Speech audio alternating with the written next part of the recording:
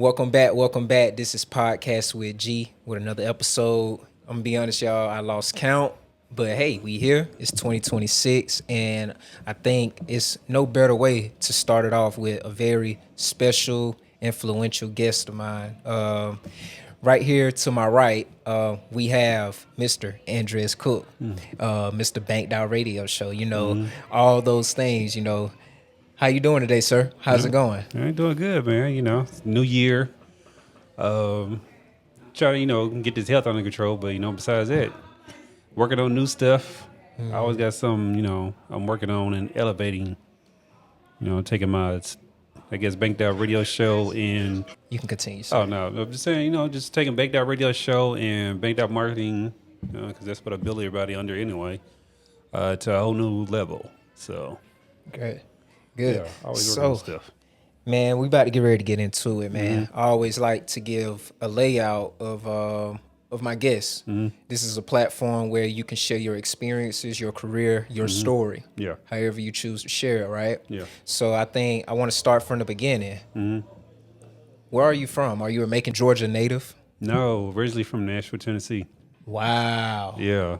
Learned about Fort Valley, Georgia, where I went to school at because of a youth pastor at the time. He was originally from Columbus, Georgia. And I didn't want to stay in Nashville when I graduated either. One, as a high school student, I was already going to like TSU and stuff like that. So I was hanging out at the colleges when I was in high school, and I was like, Plus my school I graduated from was a feeder school for that college. I wanted to experience something different. So I knew I wanted to go to HBCU. So I was like, let me just go out of state. So I applied to Fort Valley. I also applied to a school in West Virginia. It was at Bluefield College, I believe. Fort Valley sent me the acceptance.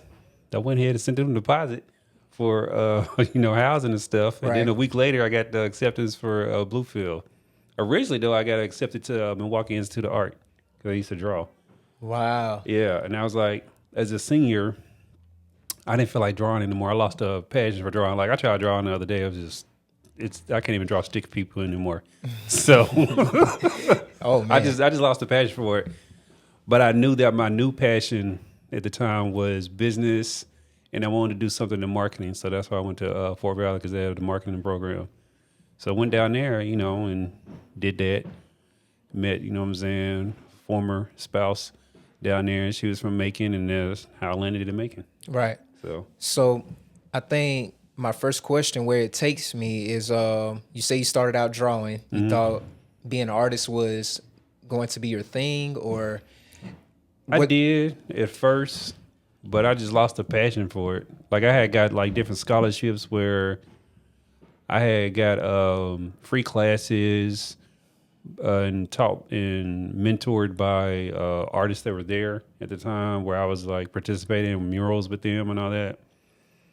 But I just didn't feel inspired anymore by it. Like I don't know. I just lost the love of drawing. Right. So I know I was still creative, but I guess when I started working retail jobs and learned that I was really good at retail and selling, like that's how sales come natural to me. Right. And I really was like, you know what? Let me explore this. What is this talent that I have to where, I can really expand upon it. And that's where, I was learning about business and knew that I wanted to do something with business because I always had a net for it. And then learned that, my skills really lied within, marketing. Right. So did you always have that entrepreneurial spirit? Oh, yeah. Man, I was selling candy when I was younger. Man. Doing all sorts of different entrepreneurial type things. I just didn't know the full depth of what I could do with it, though. But I knew that, it was something that always resonated with me as a child. And then it just kept on growing. And it really showed it and reared itself, I think, around my junior year going into my senior year of high school, to where I was like, man, I don't want to do art anymore. I want to do business. Right. And then within business, I want to do marketing. So that's where that came about. Got you. And before we get talking about Fort Valley State, right, you said you were you thought you were an artist. That's what you were into. Were there any early childhood favorite cartoons or anything that you had? Oh, yeah. I used to wake up on Saturday mornings watching everything. Yeah. Um, I used to watch like G.I. Joe. Oh yeah. Then as I started getting older, um, everything like Inspector Gadget. What else? I was watching all sorts of stuff. He-Man. Yes. And then I started getting into like the whole Beavis and Butthead stuff. I was like, that was like wild. Ren and Stimpy, all that. So yeah. Yeah. So let's unpack your journey, right? Your time spent at Fort Valley State, coming from Nashville, Tennessee. Was there a bit of a culture shock? Yes. It took me 2 years to adjust. Really? Yes, because I went from a big city to a small town. And I'm like, and then from state to state. All states, even southern states, going from Tennessee to Georgia, it's still a different southern culture. It really took me like 2 years to really adjust fully and to be acclimated to like I would say I was cool with the southern lifestyle. I didn't really understand the country lifestyle. And going to Fort Valley was more country living. Country southern living. I'm like, this southern living, but then there's country living. Everything's slower paced. Yes. The relationships mean more. 'Cause you have to cultivate them as well, in like building trust with people. It takes longer time or whatever. It's not like just quick. In bigger cities, you're looking for answers to stuff and they come quickly. When you're trying to do the same type of mindset there, it takes longer to get to the result because, again, it's about, do I want to do business with this person because I know them? They can have the best things since like sliced bread. People don't care. I mean, it was the same thing with like Macon. It's a smaller town. I'm like, it's not the smallest town, but the culture of it is the same.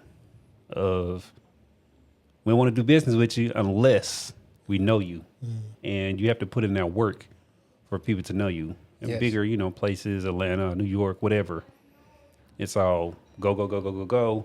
As long as you're, satisfying that need that we're looking for, we good to go. Move on to the next thing. Yes. Yes. But yeah, it was a different culture shock. Cool.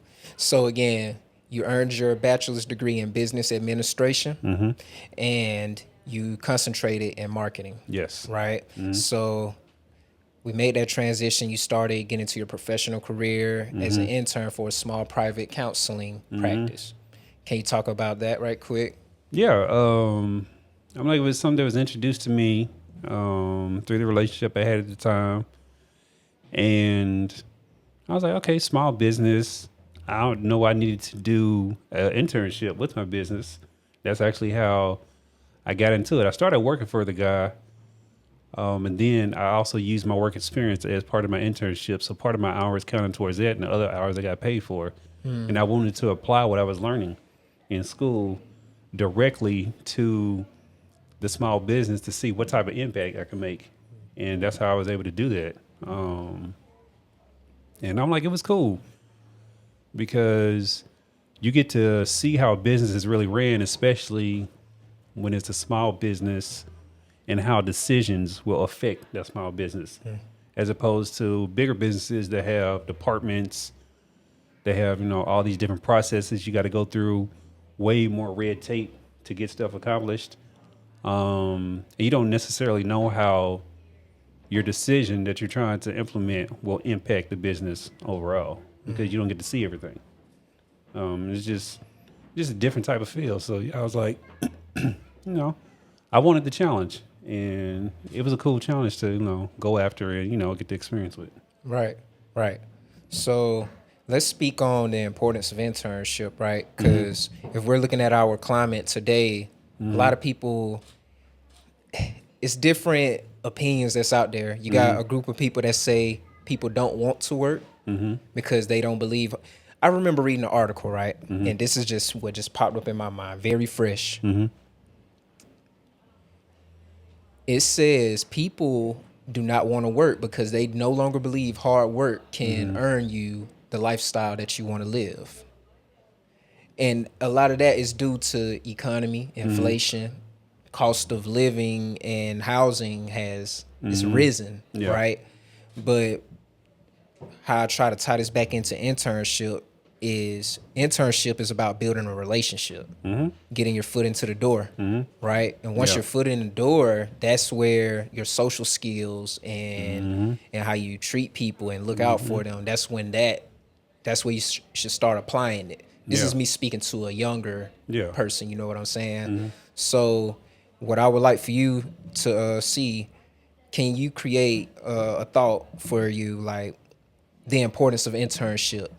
And like, if we got a young college student here, right? They're towards the end of their program. What advice would you give them going into their internship? Well, one, I would tell them when they get to college, intern every single semester. Like if you're not going to go to school, if you're only going to do, let's say fall and spring, intern every summer. Build that relationship. One, when you intern with a company, you're getting training for free. Right. You're building skill sets. By the time you graduate, if the business knows what and you built that relationship, you're an automatic hire because they don't have to turn around and train anybody else. They got you right there. Right. You already learned their processes. No matter what business you go and work for, if that's your route, you still got to learn how that business operates. You got to learn the culture of that business. Just because you might have the necessary knowledge and you might have some of the soft skills or whatever that they require as well, but you don't know how that business is ran. So you still got like this learning curve even when you get hired. But when you intern, that like lessens all that or whatever. And that's what, like, you know what I'm saying, I was doing. Like I actively looked for my own internships, knowing that I had an internship class. I was always proactive. Like when I got to school, I declared my major as a freshman and never wavered. The first week I'm on campus. Wow. Yes. So I knew what I wanted to do. But a lot of people aren't at that mental mindset yet, right? A lot of kids are going to school because their parents are pushing them or whatever. People tell me, there's like, don't waste your potential or anything like that because you're too smart. Go to college and see what it does for you. So I was like, okay, cool. So once I caught on to that idea, I went full steam ahead. I knew my entire program, even when I transferred from Fort Valley to Macon State at the time, back to Fort Valley, because I was paying out-of-state tuition. That's how I was able to reduce that and become a Georgia resident, because I already had 2 years in. And like I said, as we're getting close to graduation, I'm doing my internship and securing employment before I even graduate. So I have something there. Internships are extremely valuable. I think everyone should go through some type of internship. Even if you go through, like, let's say 3 months, the summertime or whatever, the more the better. But I think everyone should do, if you're going out there and you're really trying to get into the workforce with something specifically, internship will get you in the door and you get to cultivate a relationship that you necessarily wouldn't be able to if you didn't do the internship. You graduated and you're trying to get your foot in the door and you're coming up against all these barriers. Yes. I know that, some people do feel certain ways about internships and all that stuff because depending on, the internship, and like when I had the council of business, when I was a partner of that, we had plenty of interns, and, people don't like working for free or whatever. But I'm like, the trade-off is the experience, the relationship stuff you wouldn't learn. When I helped run the counseling business, because it was a private counseling business, I was teaching those who had master's degrees and obtaining those master's degrees, what does it look like to have a private counseling business as opposed to working for an institution where, all that stuff is already set up. And they were learning stuff that they wouldn't even get at these other institutions. And because they learned how to do the assessments, all the tools that go into writing assessments, they were valued when they got done during their internship, and they were getting jobs at River Edge and places like that. Yes. Like they kept seeing people coming out of our practice being way more skilled than people they hired out the street. So that's what internships would do for you. Yeah. Stuff like that. Yeah. It's like a in-person. Well, of course, most interviews are in person, but it's like an interview. You're practicing your interview, or I don't know. It's hard. Do you understand what I'm saying? Like normally, an interview is sit down and we're talking, we're going over your application. Where internship, we're gonna let you work first, see what you know, what you can learn, how you can adapt, that kind of deal. All that stuff. Yeah, like I said, you built this relationship, and relationships take you further than anything. I don't care what anyone says. My relationships have taken me further than anywhere I would have been able to get in the door for stuff without those relationships being there. Right. Internships are just one way to cultivate relationships. For sure. So now let's talk about it, right? With this this private counseling business, you played a major role in doubling the revenue, right? 44,000 to 88,000 in just 2 years. Can you unpack that? Two things attributed to that. Because it was self-pay, referrals. One, I reduced the amount of debt each particular client could carry over. The other thing, I went out and I networked and built relationships with all the referral sources and had luncheons and meetings with them. And this was constant. And found other programs where we could bill for services to where it would be business to business payments. And those, of course, those are higher because a business doing business with another business, you know what I'm saying, can pay higher prices, or they could do, bulk, instead of just relying on the business to consumer model. So I'm like, he saw the impact of that. And I was able to track that because he gave me full authority over receivables, payables, operations, marketing, all that, because he saw how hard I was working and really saw the potential because of the talent that was within the organization, and versus what was out there and the difference that we can make in the community by servicing the clients. So I'm like, you can easily, when you're business minded and you can see stuff from a certain vantage point, you can easily start to apply methods that will help and increase the bottom line. Right. And you went on to do the same thing years later, right? And helping another organization surpass 750,000 in annual revenue. Yes. Did you use that same practice with the last, or? And I had way more in that particular business. I was brought in as a partner, and I'm like, they already knew my value because what I'd done in the previous one, because they saw that. And that's why I was brought in to help shape that. And I'm like, it took time, but we got it to the $750,000 mark because of certain things I would do. Like one of the things that I did from an operational standpoint, I designed a system because you have a boatload of clients, and that business came about. It started in a non-traditional way. The clients were already there, and it was actually the former business that was being sold, and one of the part of the program was being sold, and it had another program that was sold to a different person. Well, those people couldn't service these particular clients because they didn't have the credentials to do that, nor did they have like the contract with the state or anything like that.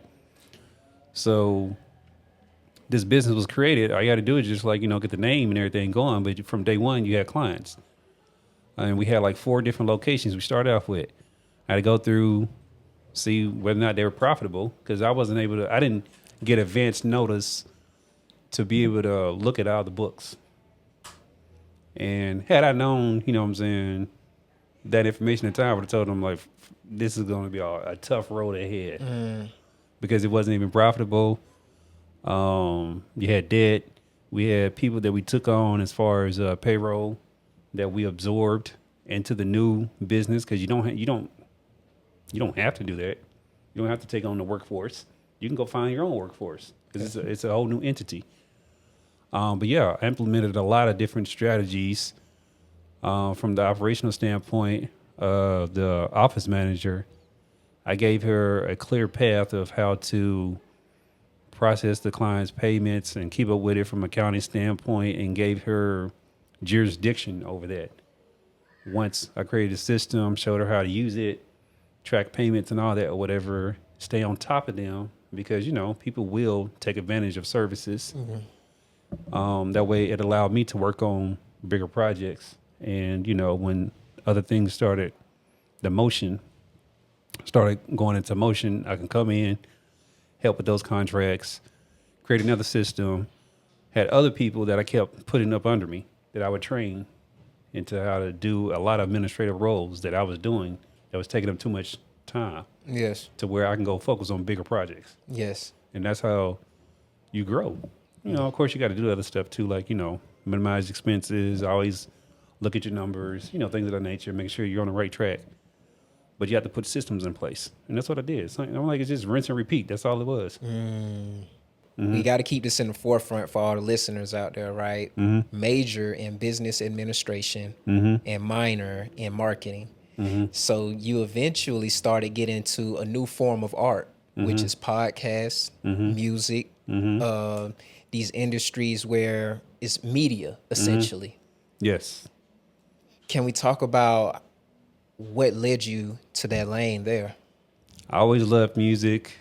Yes. While I'm doing the counseling business, I'm also wanting to build other stuff outside of that because I just didn't want to be known for that. I fell in love with just independent artists and wanting them to get out there and showcase their talent. And at one point, I was pushing music as an artist. Yes. So then I put out projects and stuff like that, made money from it. So I wanted to show other artists, because I believed in people like, L.A. Reid, who else? There's a lot of examples of executives being musicians or artists themselves and then turn around being the executive. And I wanted to show the same thing, follow that blueprint. So that's where that led me to, because when I was pushing myself, I was going on platforms. Podcasting was a thing then, but it wasn't as big as it is now. Yeah. And I wasn't getting a lot of time. I would do I remember one particular person, it was a girl, it was Nikki Rich. She's based out of North Carolina. She had an episode where she had me on, Bone Crusher, and a few other people. And I think at that particular episode, I got 5 minutes worth of talking time. Wow. And I was like, this ain't enough for me to connect to an audience. It's not. Because I'm thinking, yes, I'm a creative, but I'm also thinking about my audience at the same time. That's not enough time for them to really connect to me. Because I wanted to, blow this thing up. So I was like, I'm going to just start my own. And eventually, I started my own. And that's what that led to. Yes. To, interviewing artists. And then I ran through all those relationships and just started doing business people because, I'm a business person as well. Right. So it just made sense and just kept growing the platform to where people stopped associating with it with podcasting and started associating it with media. Yes. Because not only I was doing interviews, I was doing red carpet events. I was showing up at pop-up shops, doing interviews on the spot there, doing a news type of coverage when it came to certain things. Just overall, like you said, media. And that's what podcasting is now. I'm like, it's the new media. Yes, it is. So question, this is an icebreaker, right? Can you give your Mount Rushmore of music artists? 4 artists that is on your Mount Rushmore. I don't like major artists. Oh. But if I had to give a Mount Rushmore of major artists, mine would be, I'm a huge Luda fan. He doesn't get as much recognition as he should. He don't. I'm a huge Eminem fan, regardless of what people, think about, race and all that or whatever, just to play on words and all that. Who else could I listen to just over and over? 2 more. Well, one as a group, Clips. Okay. With Pusha and Malice, them together, is let's see here, and then who else would? One more. We'll do an honorable mention too, just to make it 5, but you're 4th right now. Who else do I just listen to like that? Let's see. I'm trying to think. Ludacris was heavily slept on. People know him as an actor. Yeah, he is. I'm trying to think. Who else would I be listening to like that? I don't know. I just got a lot of different people outside of them I just listen to. Yes. But if I had to pick, I don't know. Yeah. That fourth one always get hard. It does. How about I say this? Okay. There are catalogs from like labels I would listen to. So like, I'm a huge No Limit fan. Okay. They have sprinkles of a lot of different stuff in there. Yes. And then Honorable mention. Yeah. Man, this is on a spot like that. Oh boy. Let's see here. While you think about that, I'm gonna just be honest. I feel like if I was a young teenager growing up in the early 2000s in that era, Ludacris would have been my favorite artist. Yeah. Yeah, I'm for certain he would have been. When I just go back, I can remember just even being a kid at the barbershops. And while my dad and all the men in there, they in line, I would be like in this other area where it got a pool table, got the TVs mounted up on the wall. Yeah. And they used to have music videos just rotating. You know, Ludacris music production, always creative. Like, you remember the big bobblehead he used to do? I can remember all that as a kid. So yeah, very underrated as far as people don't look at him as far as like lyrical. But he holds his own, and then freestyling too. I'm like, that was one of the things that back in the day was a thing that you had to be able to do. Yes. You had to be able to freestyle. Nowadays, I'm like, it's not looked upon as like the talent anymore because a lot of newer people don't freestyle anymore. But yeah, that's the thing that I really enjoyed about him. Now, I would say an honorable mention is someone I can listen to. Depends on the albums. I would say T.I. Hard. And interesting thing, I had T.I.'s promotional CD for I'm Serious. What? Yeah. He came to Fort Valley and performed before he was big at Homecoming one time. It was also the time that Jagged Edge just came to him. If you go find people who graduated around the same time I did and ask them about the Jagged Edge and what they did to us during Fort Valley's homecoming, you'll get a lot of, I hate Jagged Edge and all that stuff. One, they just came, showed up, sung a couple of notes and bounced and tried to blame it on the promoter, mixer, all that stuff, whatever. Oh, wow. And I'm like, we was paying like, as college students, like $50-$60 for these tickets. And it was a big deal. And Fort Valley's homecoming back then, everybody swarmed to it. So it was not only us. You had Mercer students there. You had Albany students there. You had people from Columbus there. Fort Valley was known as a party school. For sure. For sure. They had a reputation for that. So T.I. honorable mention or whatever, because I just remember, I was like, okay, who's this person? I like his delivery, lyricism, all that stuff, whatever, swagger. And I had his promotional CD for I'm Serious. So that's dope, man. Shout out to Tip. Yeah. So February 9, 2016. Yeah. Right? Yes. We launched Banked Out Radio Show. That's when we launched, right? Yes. Can you tell us where the name come from, the vision, the inspiration? Can you talk about that? The inspiration was due to the fact that I wanted, a platform to help other independent artists. That's my why. Because independent artists, the only difference between them and major artists is a marketing budget. The ones who have the talent. Yes. That's the only difference. The talent is there, the creativity, all that stuff is there. They just need marketing dollars so people can be branded with them. The name, I had it since I was in high school because I always wanted to have like a record label. And that's where Banked Out came from. The name Banked Out came from, like, I want to accumulate so much money that, the banks couldn't even hold it. That's where that came from. That's so nice. Yeah. And I wanted something unique and original because I remember people telling me, get something unique and stand out and all that or whatever. So that's where that, came from. Started with the radio because it was over the internet and I did have music playing. I had, a lot of independent artist music that I played on the show. So that's where it came from, because it was a radio show at one point. And then, I had the app and all that stuff. And then, it just turned into this whole media platform thing that it is now. Yes. Yes. So again, Banked Out Radio, known for, of course, podcasts, event coverage, and industry news, audiences from all over the countries and worldwide, right? Yeah. So that reach, how were you able to create that? A whole lot of marketing, a whole lot of pushing of it. Right. I mean, that's Facebook what you got a minor groups. in. Yeah. Yeah. Not only social media, but also doing offline marketing too. I used to have stuff everywhere. I would print stuff out.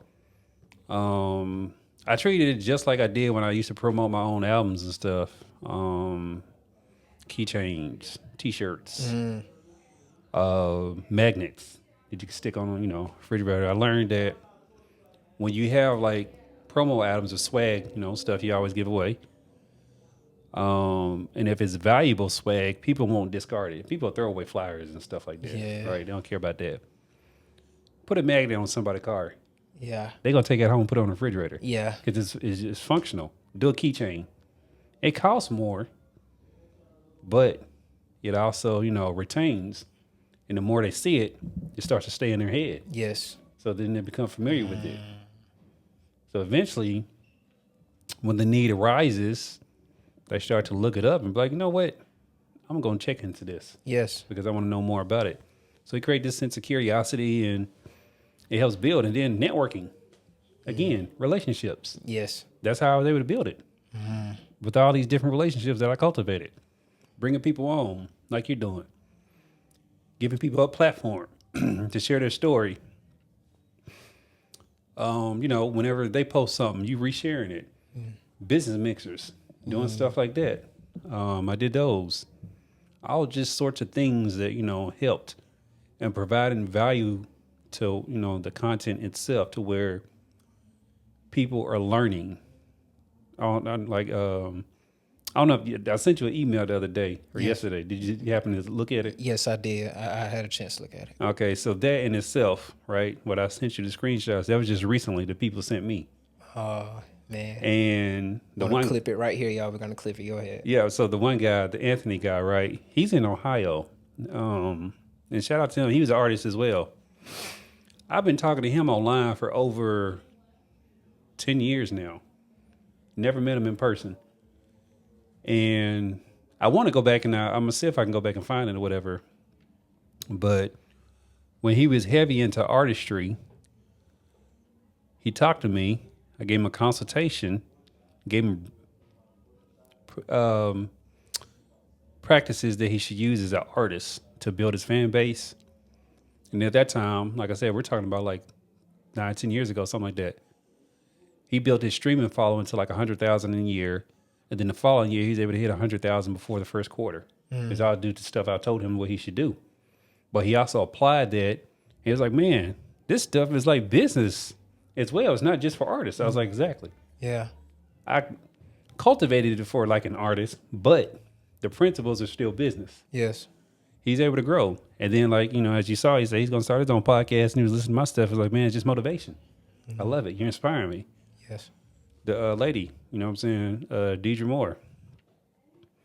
People just commenting and saying these different things of like, she was able to land an interview because of the interview I did for her, being impactful. I get stuff like that all the time. Yes. To where it just, it just warms my heart, and it lets you know that what you can do and how you become, like you said, influential, and you're building something for the right reason. Yes. Not just for yourself, but it's for others. Right.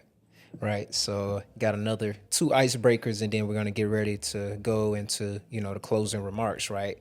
Were you ever a party guy at Fort Valley State?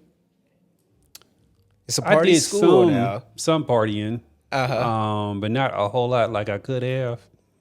But I also, started a life early as an adult too. Oh. So, started having kids, getting married, all that stuff, whatever. So being in relationships. Yeah. So I didn't explore partying like I could have, but I did do I did have experiences though. Yes. Let's put it that way. Okay. You know what I'm saying? I came up to making stuff like that, club hopping and things of that nature. Hanging out till like 5 in the morning, knowing I got like an 8 o'clock class. So yeah, I did have those experiences though. Yeah. Got you. And as far as you on the music side, right? You were an artist. Can you express or tell us like what kind of music were you making, right? Rap music. Put out 4 albums. Made money. First YouTube check for $700 off a video. Oh, dog. And that's so I want people to understand. People get paid off of YouTube now, but it's through AdSense, majority of the money. I got paid directly from YouTube before they even had a whole lot of ads running. They had one video did 700,000 views. Another one did almost 200,000. Hey. That's because I understood what I was doing at the time as far as Pat, who is he's very incognito in making. The people who know about him. He would design my album covers and stuff, most of them. He also shot the videos, but we did storyboarding. People don't do storyboarding anymore. Rarely, yeah. We sat down and came up with concepts and all that together. Went out and executed. Once I gave him the direction, I was like, look, you edit however you edit. I'm going to promote. So that's how we complimented one another. And I had that video going everywhere to where when I was looking at my numbers and stuff, I established like Seattle, Washington was one of my biggest markets besides overseas. Man, and that's way way out west. I was making money constantly, excuse me, continuously, but I never wanted to be known as the artist. I was doing a blueprint so I could work with artists in the future and get them on board with my vision. I'm like, that didn't work out because of the artists at the time. I'm like, signing artists to independent label and experiencing, what they experience. A lot of them allow personal stuff to get in the way of professional goals. Got you. So that's where that died off at. But the YouTube thing, though, YouTube paid me directly. Yeah. A little bit of ads and money, like change. The rest of that 700 was YouTube directly. Yeah. And at first I thought it was like $700 in here. This ain't real. Nah, it was real. It hit that bank account. Yeah. So I was like, okay, cool. So this is how you get, your stuff out there. Another thing, I had a project that I put on that PIF before they all shut down and stuff like that. 50,000 downloads of a project. Boy. And then I re-uploaded it because at that time, the 50,000 came from users off of that PIF. You can re-upload it and you can let anyone download it. They didn't have to have a user account. Did another, excuse me, did another 5,000 to 7,000 off that project after that. So in totality, probably around close to 60,000 downloads off the project. Golly, man. But this is Podcast with G. Again, we got Andreas Cooke here, Mr. Bank Radio Show. We are here on Podcast with G. So before we go into the closing remarks, right, is 4 points that I really want you to touch on, right, because they're very important. Yeah. And it's something a lot of us need to know, right, especially if you're a young, upcoming, hungry entrepreneur or whatever capacity you choose to work in, right? So first one, what are the factors that keep small businesses thriving? As far as your mindset, the operation, making sure you have discipline, what are those? So those things in itself, like mindset, right? A lot of people, when they start businesses and they're young and starting business, regardless of their age, right? What I've experienced and what I've come across, because I've done a lot of consultations with businesses, especially I like to say that my niche is working with small businesses. They're too focused on them. They keep it too close to the chest, right? So when they're making decisions, it's personal. Yeah. But you have to get outside of that because You can make a personal decision that's great for you, but it's horrible for the business. Oh man. I've seen it done, and you waste money.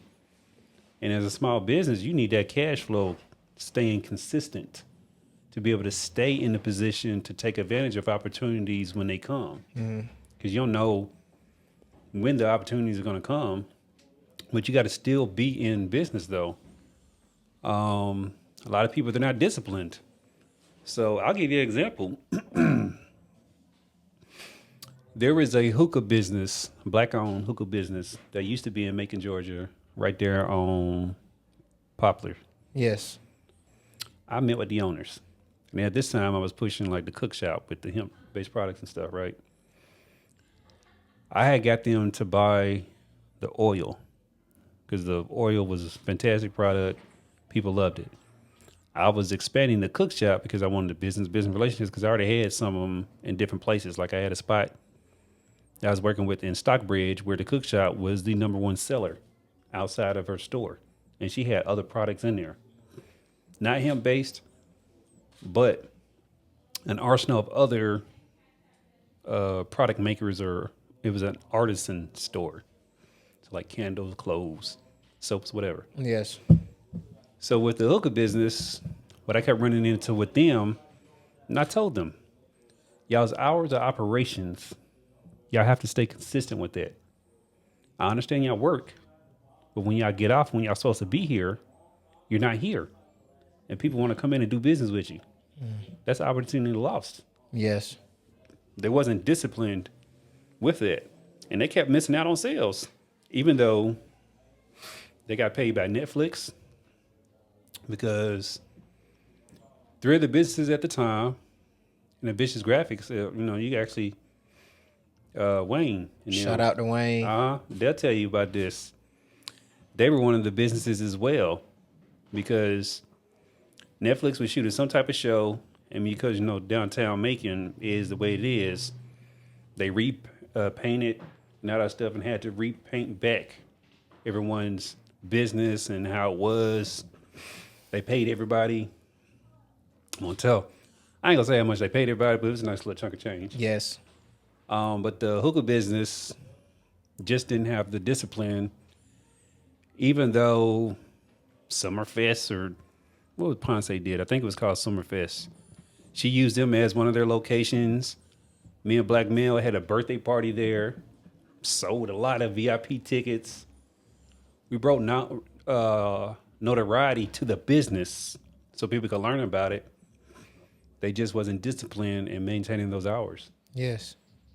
That business is no longer here. And it's been gone for a few years now. Yes. Yes. So now let's touch on briefly learning to trust your instincts. That's the one right here. Yes. Whenever you're building something, you have to be aware that some people will try to jump on your coattails, sell you stuff like, it's gold. And with all that glitter is not gold. And when you meet people, just in general, your gut tells you something about that person. You can hear what they're saying, but if your gut doesn't match up, it's a clear indication that something will go wrong in the future.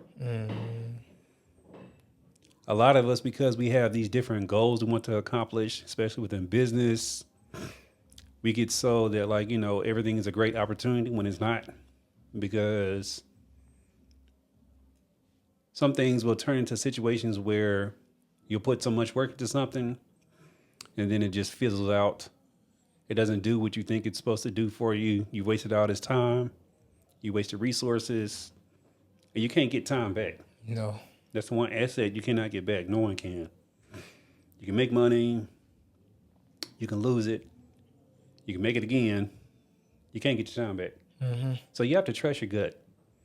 And when your gut says, hey, there's something that's not clear about this, it's okay. You don't have to take everything that's like proposition to you. It's okay to say no. No is like one of the best words. Yes. I love saying no. Well, not yes, but no as in, Yeah. Like there's been a lot of people who hit me up with different stuff. No. There's been people who wanted me to go on business with them. No, because they saw what I can do.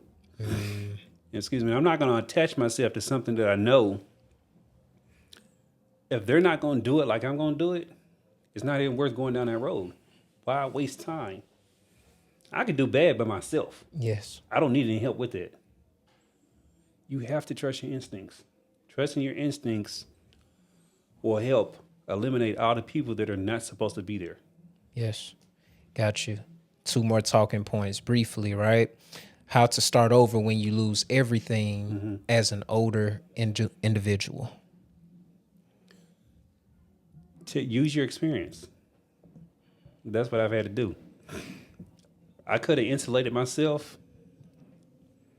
I didn't trust my instincts at the time. Because, my instincts were telling me, start insulating yourself. But you use your experience because you've already done it. So like, even with Bank That Radio Show, for a year and a half, I didn't do anything with it. I lost a lot of different people, potential opportunities. And now I flipped it to where when I started back doing interviews, I landed a client to where I shot a whole reality show this past summer, 2025, by myself, got paid for it. I landed another client off of that. And now I'm headed to the point to where I'm in the process of now, I am scheduling meetings with municipalities to where I'm going to produce a podcast documentary series for cities. Whoa. And the cities are going to pay for them. Congratulations, man. Yeah. And I got a few of them already on the books to where we got to start these meetings. And these are big budget items. Just me with my camera. Yes. That's it. Man. This is amazing. Congratulations once again, because that's major. Where just you and your camera, how far that can take you. And I have my mentees right here behind the scenes. Shout out to Keontae. Shout out to Mari. Like, I hope you guys is picking up where Mr. Cooke is putting down, right? So last one. Why the making market is still in the same place, even though there have been innovative strides. Because people don't really want to work with one another. They're too ego driven. All the stuff I was doing down there, right? You are not the first person to say that I have helped push them onto their journey. You are one of many. Actually, I'm going to put together a clip of all the different people I've been talking to who'd say it. And I don't tell y'all to say this stuff, right? Y'all say this because y'all know how it was. Doing the business mixers, all that stuff. People are making until they can get outside of themselves. And it's not just making. I've seen it with other cities, cultures. It's not even a cultural thing. It's a mindset thing with a lot of people. Everyone wants to be the person looked upon as the one on top. And they don't understand that this thing is so big that everyone can get their own piece of the pie. And it could be a big piece of the pie. I can't produce every single, let's say, the podcast documentaries for the municipalities. Just in the Metro Atlanta alone, I can't produce all those. Yeah. I don't have the bandwidth. Why would I get offended if someone else sees what I do and they go and, replicate that? I can't do how that work. A barber could only cut so many heads. Yes. See what I'm saying? Yes. One person cannot do every single thing. Can you take on 100 clients right now in 1 week? Nah. Exactly. No. A photographer can't shoot every single person. There's nothing wrong with collaborating and building something to where everybody, can eat. But until people really change their mindset and put the work in that it takes to do a true collaboration, it's been in the position to be its own media hub for like decades now. It has the infrastructure, It has everything. It has people like you down there doing all these fantastic projects to where y'all could go out, collaborate. Let's say the sneaker ball. Yes. Why isn't the city hiring 4 or 5 podcasters to come and cover it? So Yeah. That's nice. Brother, I appreciate you so much, man. Like, you've been, again, I told you once before, like, you've been so impactful on my journey, right? We met back in 2016, 17. a long time ago, yeah. Yeah, it's a while. I was a young kid from the country, didn't know anything, but I knew I wanted to do something special.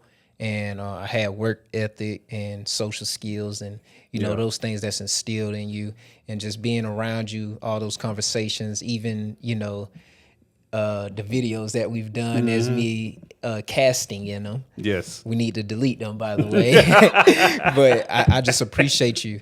I appreciate you so much. You inspired another young entrepreneur, and, you know, I aspire to accomplish just even a quarter or a fraction of the things you've done so far. Man, like I said, you're doing big things. I give you flowers.